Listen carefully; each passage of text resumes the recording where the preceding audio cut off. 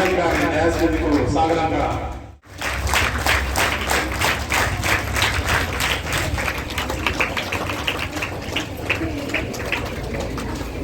అదేవిధంగా తహసీల్దార్ గారిని న్యాయస్థితి కూడా రావాల్సిన కోరుతున్నాను. నమస్తే మేడం.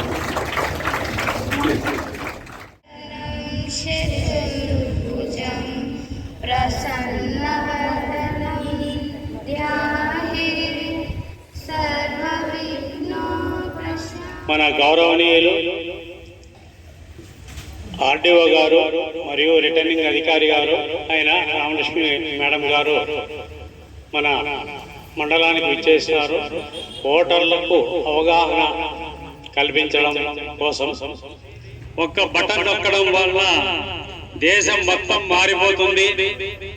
ఏ భయం లేకుండా ఎన్నికల రోజు నిర్భయంగా మీ ఓటును వినియోగించుకోవాలి. ఒక్కసారి తప్పుగా నొక్కితే మొత్తం మరి వచ్చే 5 ఏళ్ళు కూడా మనం ఇబ్బంది పడాల్సి వస్తుంది. ఓటింగు మీ సొంత నాయకుడిని ఎన్నుకునే శక్తిని ఇస్తుంది. ఓటరు మాత్రమే అధికారాన్ని పైకి తెచ్చి లేదా దించే అధికారం ఉంటుంది.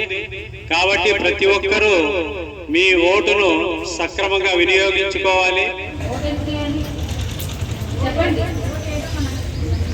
మీ హక్కు అనేసారా? ఓకే, లేకపోతే ఓకే, మనిషి అన్నా కోటే కదా, మనిషి కూర్చోండి. అందుకు చెప్పండి. మన భారతదేశం ప్రజాస్వామ్య దేశం.